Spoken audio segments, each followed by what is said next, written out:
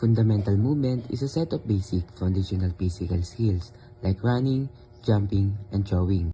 Jumping is a fundamental locomotor movement that involves pushing off a surface into the air with both feet and landing on both feet.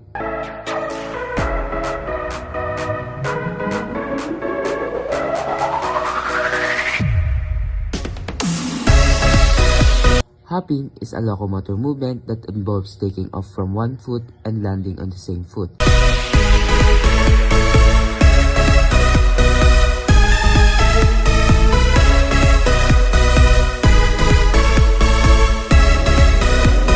Walking is a fundamental locomotor movement that involves moving the body from one place to another.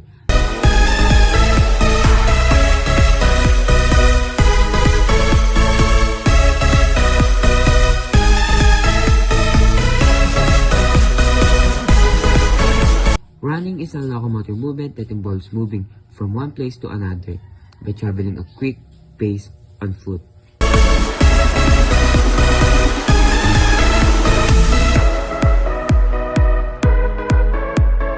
A leaping locomotor movement is a dynamic action where you take off from one foot, have a moment of flight, and land on the opposite foot, moving your body from one place to another.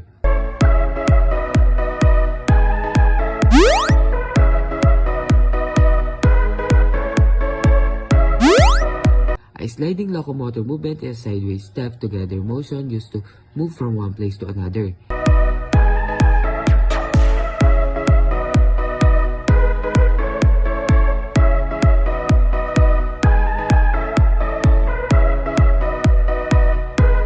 Galloping is a continuous locomotor movement where one foot steps forward and the other foot follows, with the same foot consistently leading the movement.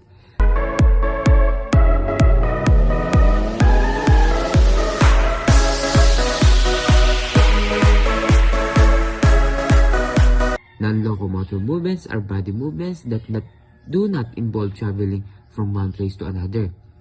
They are performed in the stationary position. Non-locomotor stretching is an extension of body joint in one place without traveling from one spot to another.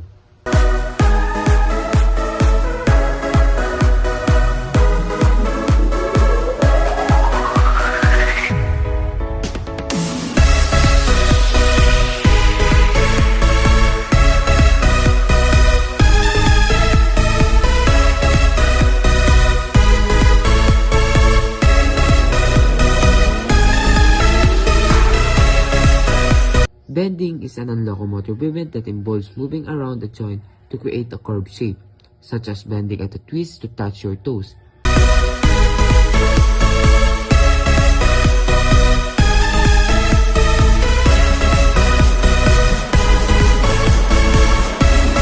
Pushing is a non-locomotor concept in a stationary movement that applies force to move an object away from the body.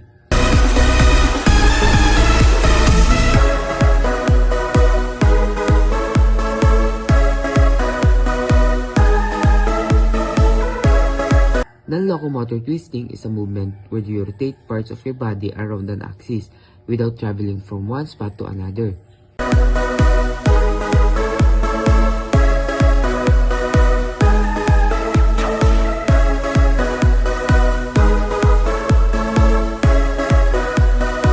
Turning, as a non-locomotor movement, is the act of rotating the entire body of a body part in a circle while staying in one place.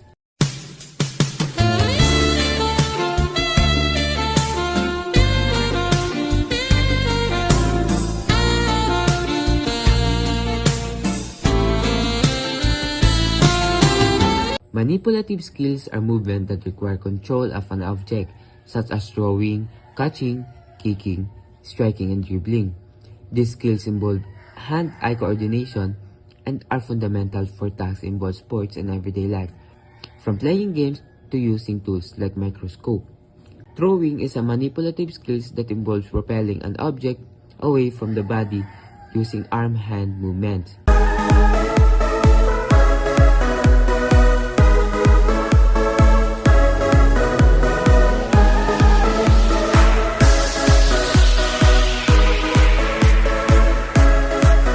Catching. Manipulative skills involves using your hands, and body to receive and control a moving object, requiring hand-eye coordination and focus.